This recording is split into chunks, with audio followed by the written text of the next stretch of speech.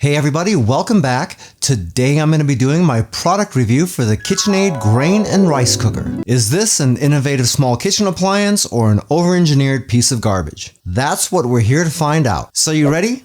Let's get into this. Just a quick note, my reviews are based upon the things that I think are important. That might be a little bit different for you, so what I recommend doing is after watching my video, you watch a couple of other videos made by different content creators. That way you get a wider range of likes and dislikes and testing criteria. That in turn should help you make a more informed buying decision, and that is the most important thing of all. This is the KitchenAid Grain and Rice Cooker. That's the official name of the machine, but in addition to rice and grains, it does do beans and it steams as well. My particular machine is sold in the United States, so it runs at 120 volts and has a maximum output of 700 watts. It's got a nice long power cable on it. In fact, it's much longer than power cords on a lot of other machines. That comes in really handy if you're using this on an island or something where you got your power outlets way far away like I do. In fact, I've used quite a few machines where I've got to put this all the way back here on my countertop in order to be able to plug it in. As far as dimensions go, the width of the machine is just about 13 inches. The depth is 9 3/4, but it's closer to 10, so we'll just call it 10. And the height is 8 3/4 inches. The main draw for this machine is that it tries to automate as much as possible. So for instance, if you're making something like beans per se, you'd put those into your machine, an integrated scale would weigh them, and then all you gotta do is select a couple of options. If you want to soak your beans, the machine would dispense the correct amount of water based upon the weight picked up by the scale. It would soak those for a predetermined amount of time, and then it would automatically add any kind of additional water that needs to go in and cook them for you. Very convenient, and it eliminates having to measure out your ingredients and even having to come back and start the machine once your soak is finished. There's similar options for everything else, but we'll get into that in just a minute. We have the water reservoir right here that I was just talking about. You can see that we have stainless steel up top. This is not a stainless steel lid, it's actually just plastic with a stainless overlay. So it looks pretty, but that's just mostly for aesthetics. This button right here opens up your pot, and then up top we have our removable filter. It's got a silicone seal around the edges here. This area right here vents through right there for the steam. Then you have a pass-through right here in the middle that corresponds right here, and this is where your water gets dispensed. The water reservoir on the side is made of BPA-free plastic, and obviously it's removable. It's got a plunger right in here, so if you remove this from the machine, that will close up, and if you have any water inside of this, it'll keep it from spilling out. Really, it's pretty simple. Just got a lid right here. On the front, you can see some markings for being half full and max filled. The max fill line is just about 60 ounces, and if you go by metric, that's going to make it right around 1750 milliliters. Right here we have the steamer basket. It's got a pass-through in the middle for the water, so it can dispense water without actually getting any onto the contents of this tray. This is made out of ABS plastic, and it's my first critique of this machine. I really thought that for the price that I had to pay for this thing, that this would have been a stainless steel basket. In fact, I still am a little bit mystified why it's not. Right here we have the cooking pot. This is made out of aluminum, but the entire surface is coated with ceramic nonstick. I don't know how you feel about nonstick coatings, but ceramic is a heck of a lot better than Teflon, that's for sure. It turns out that ceramic does have its downsides too, but if you gotta pick between the two, you're probably better off with this. Down inside the machine, this should look pretty familiar if you own any type of rice cooker because it looks exactly the same. And you got your plunger right here in the middle of the machine that tells it whether or not the pot is actually in there. On the top of the machine, we got our steam vent, and the only other physical button we have is the power button right here on the side, which will flip on. Now that we have the machine on, we can see our touch interface. People are a little bit divided as to whether they like a touchscreen or not. Some people think it's really great, and I would probably be one of those people myself. And a lot of other people think that it's just one other thing to go bad. That is true though, the more complicated you make a machine, the more likely you are to have a problem down the road. That being said, I do have quite a few appliances that have touchscreens on them, and I've never had one single one fail on me. At least not yet. Up top right here we have our options. The first option is to zero the scale, and really if you're cooking anything it's going to zero the scale anyway for you. Next we have options for accent colors. Right here we have measurement units that could be in grams, ounces, or cups. You get choices of English, French, and Spanish on this machine. We can change the volume level for both the buttons and the alerts. And the other stuff down here at the bottom is to check the software version or to restore everything back to its default settings. This machine has a lot of different options for different types of things that you can cook. We got grains, we got rice, we've got beans and lentils. We got custom cycles that we can sort of custom make if none of these things fit exactly what you want. We have a soak option if you want to handle that independently. Steam option, and down at the bottom we have a self clean, and we can flip on the keeps warm. Keep in mind that if you cook anything in this machine, the keeps warm is going to come on automatically and it'll stay on for up to 6 hours on its own. If that time expires and it shuts off and you still want to keep the contents warm, you'd have to come back in here and hit that. I'm going to be showing you a whole bunch of testing here in just a moment, but I'll give you a quick rundown of exactly how this machine would normally work. That's because I'm going to be flying through the testing and you're probably not going to be able to see that very well. And for this, I'm going to make some jasmine rice. So I would go to rice. I'd find the rice I want to cook, which would be the jasmine right there. And you can see right here that it wants me to add the rice to the pot. So we'd open this up. You can see down there that it's zeroing the scale. So we're just going to add a little of this jasmine I had left over from testing right in there, just like that.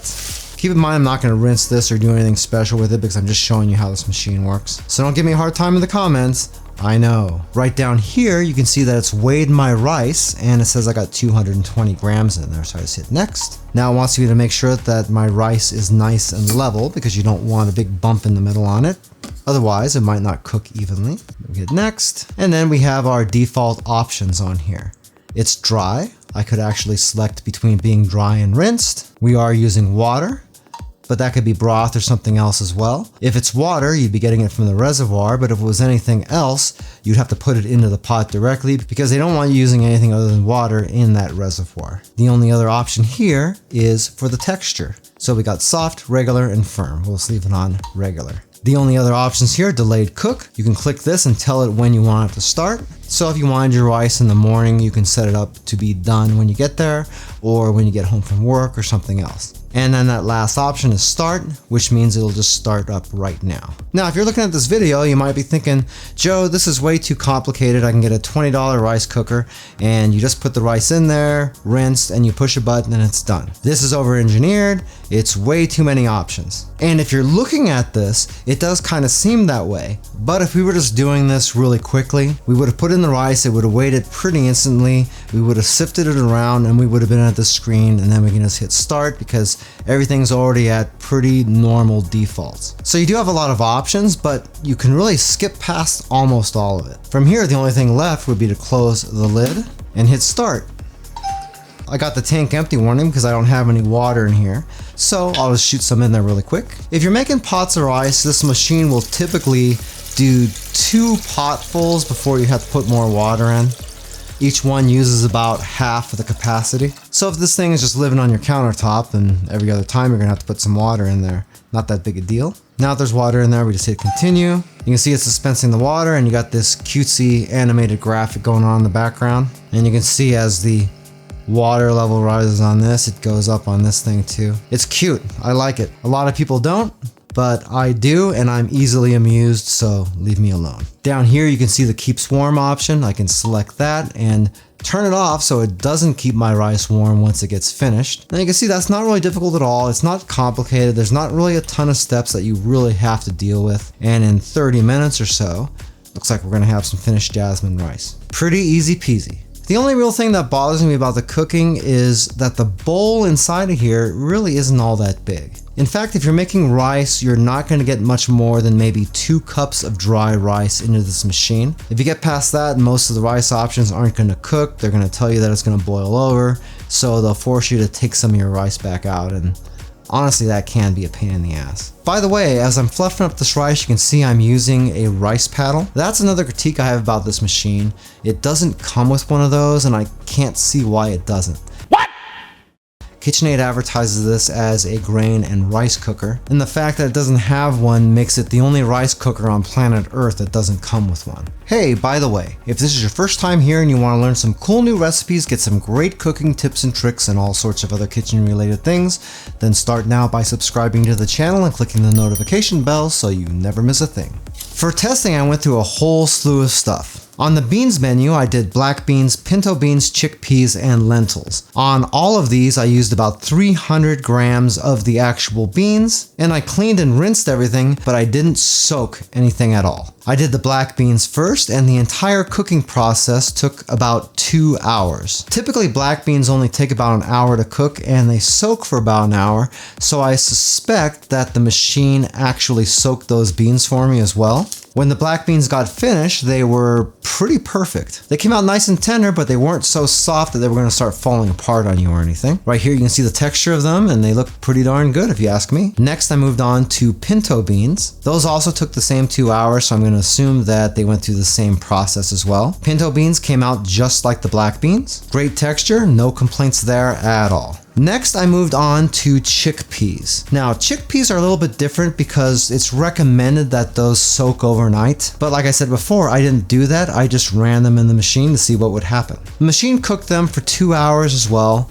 and when they came out, they look really good. They taste good, but they're a little bit on the firm side. If I had to describe the texture on the chickpeas, it's gonna be really similar to a cashew. So honestly, too hard, especially if you're gonna be making hummus out of it or something like that. But if you're just eating them, it's actually sort of pleasant to eat them that way. That's kind of a judgment call for you. I wasn't really expecting the machine to be able to cook them fully because those things really do take a long time to soak. But I was surprised at how good they came out considering I didn't do that. Next, I moved on to lentils. Those took 30 minutes to cook. For lentils, it really does depend on how you like them. I personally do like them to be a little bit firmer than this, so for me, I'd have to use one of those different settings. I wouldn't necessarily call it a bad thing per se though. You can change the firmness settings and all this stuff, and I left everything at the default normal. Next, I moved on to the grains area. And for this, we did quinoa, couscous, pearl couscous, steel cut oats, and rolled oats. I did rinse the quinoa, but for the oats and the couscous, I just left those dry when I put them in the machine. First up was the red quinoa. I put 450 grams of it in there, and that would be the rinsed weight. And the total cooking time for that was about 30 minutes. When that came out, the quinoa was just about as good as any quinoa I've ever had. It's too bad that in a video you can't taste it because this really did come out great, and it just might be one of my favorite things that came out of this machine. Next, I moved on to couscous, and the machine only has one couscous setting, but I decided to try both regular couscous and pearl couscous. First was the regular stuff. I threw in 225 grams of that, and it took 20 minutes to cook. When it came out super light and fluffy, as you can see right here. The flavor spot on, the texture spot on. Can't complain, it was really good. It was really surprising though when I moved on to the pearl couscous. I used that same 225 grams of that too, and the cooking time was 20 minutes as well. When that came out, it might actually even be better than the regular couscous. That was absolutely delicious, and I'll admit I haven't had pearl couscous all that often. Unfortunately, pearl couscous is one of those things where I don't have a ton of experience with it, so I can't tell you exactly how close it is to being perfect. All I can tell you is that I thought it came out really great and I liked it. Next, I moved on to the oats. First, I did the steel cut oats. I put in about 200 grams of the steel cuts and cooked it for 60 minutes. Here's what it looked like when it came up.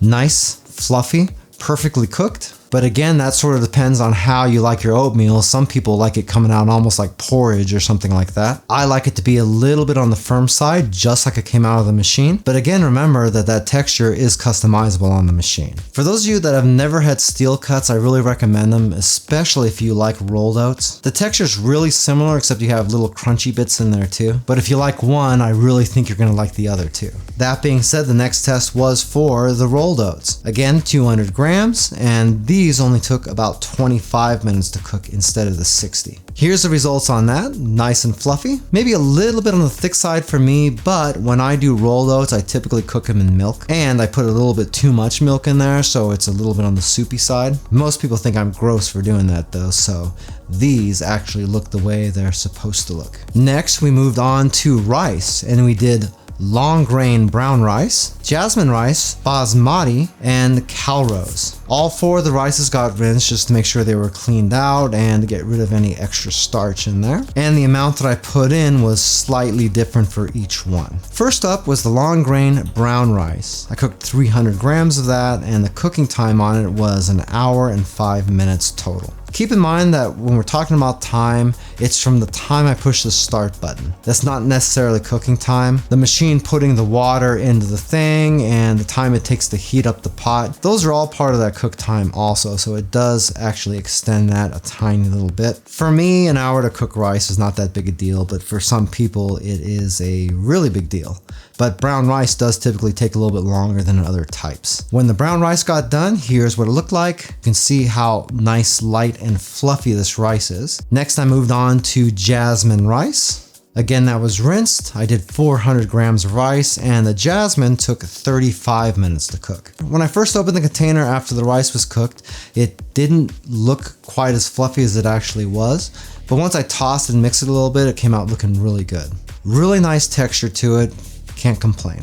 Third, I moved on to basmati rice. This time I cooked a little bit more at 600 grams. And once again, it took 35 minutes. Basmati is actually one of my favorite kinds, and when it came out of the machine, again, very pleasantly surprised. Excellent texture, nice and fluffy, can't complain, tasted great. The last rice I did was the calrose rice. With that, we cooked 500 grams, and it cooked in 35 minutes as well. If you watch the unboxing, you'll see that I cooked some calrose rice in there then, and it came out kind of dry and shitty. I really wasn't all that impressed with it, but when I was looking at the machine, there's actually 3 settings for white rice on this. There's long grain, there's short grain, and there's sushi rice. Calrose rice actually uses the sushi setting because it's a medium grain. So I cooked it at that, and the results were really surprising for me. You can see it's nice and moist, it's really fluffy, and it sticks just the right amount. This was worlds better than the initial test that I did in the unboxing. In fact, the calrose that I got out of this machine was almost indistinguishable from what I got out of my zojirushi. That's saying a lot because zojirushis are pretty much industry standard. Next, I went on to some fun stuff and decided to steam a few things. First, I tried to make 6 hard-boiled eggs with the steam function. So I put in the steamer basket, put in my 6 eggs, and I set the steamer for 13 minutes. Obviously, it's not really 13 minutes, it's closer to 15 and a half, something like that, because it's got to dispense the water into the bowl, and then it's got to heat it up. It doesn't actually start counting that timer down until it's starting to steam. But once it got done, I opened up the machine, popped out the eggs, flashed them in ice to shock the shells, and to get them to stop cooking. And once I cut them open, look at how perfect these hard-boiled eggs are. No discoloration around the edges whatsoever. If you were cooking hard-boiled eggs in a pot or something like that, you're probably looking at about a half hour or so to cook those. So for something like this, it's a vast improvement. The only thing I would say was a little bit disheartening was the fact that you can't really put that many in there. I put 6 eggs in, it was almost full. I might be able to fit 8 in there, but it would be a tight squeeze. Next, I moved on to steaming some broccoli. For this, I set the steam time to 10 minutes. And once that got done, I popped the machine open, and you can see that the broccoli is cooked really, really good. Great color, good texture, maybe a tiny bit on the soft side, but that's not going to be the fault of the machine. I could have put this down to either 9 or maybe 8 minutes or so, and it would have been a little bit firmer, but overall it did a nice job. Can't blame the machine for my stupidity. The last thing I tested was something that's not really documented anywhere, but I wanted to try it anyway. I was going to try to cook some salmon and rice together. So what I did was I rinsed mixed some jasmine rice, put it down into the bottom of the machine, and then I seasoned up a couple of salmon fillets and put them in the steam basket. Obviously, we can't just use the steam function because that's not going to add any water down in the bottom to cook the rice. So what I did was I used the machine as if I was just cooking jasmine rice, and I let the salmon sit up top in the steam basket and cook along with it. I was sort of expecting this not to work very well, and maybe the salmon was going to be a little bit undercooked or something. But when I open this up, you can see this came out fantastic. This salmon's cooked all the way through. It's nice and moist, and the rice finished up nicely down there in the bottom. The only thing I have to note is the fact that you did get some drippings down from the salmon into the rice in the bottom. If you're eating those together, it's not really that big of a deal, but you got to keep in mind that you are going to get a little bit of that salmon flavor down into your rice. Not really a whole lot you can do about that though, unless you put a liner or something in the steam basket, and that's probably going to make it not cook properly. Another thing is that you got to remember that the jasmine rice cooks in 35 minutes. If I was trying to cook this over beans or something and those take 2 hours, obviously it's probably going to annihilate that salmon up top, and you're probably not going to like salmon flavor in your beans either. So you gotta take this with a grain of salt. The reason I did this is because rice and fish are normally really good pairings together, and the fact that you can do them both together like this is actually a pretty cool selling point. With prep time and everything else, I was able to make a complete salmon and jasmine rice for 2 people in about 40 minutes, so that is a definite positive. Of everything that I've reviewed on this channel, the KitchenAid Grain and Rice Cooker is easily the most polarizing. Just by going through the comments on the unboxing video, people either hate it or they love it. There's really no in between. For people that are new to cooking or just aren't confident with it, or even people that just don't want to look up measurements and processes for cooking different kinds of beans and grains, this machine really could be a godsend. But for people that are really experienced cooks, don't really care about the convenience, or want a lot more control over their cook, this machine might not be a good idea. The final decision on that is going to depend on what's most important to you. If you'd like a little bit more information about the KitchenAid Grain and Rice Cooker, I do have an Amazon affiliate link for it down in the description of the video. If you buy anything through those links, I do make a small commission, but it doesn't change the price that you pay 1 cent. Hey, Joe's Phenomenal now has channel memberships. For most people, you can see a join button down below the video window that you can click and see what type of perks I'm offering. If you're using an iOS device, you might not be able to see it, and if that's the case, I do have a link down in the description of the video as well. If you like this video, you might like this review video right here for the Chef IQ Smart Pressure Cooker. Really cool little pressure cooker, and if you like touchscreens and scales, it has that stuff too. Well, that's it for now. I hope to see you back again here really soon, and until that time, I'm Joe, and I hope you have a phenomenal day. Take it easy.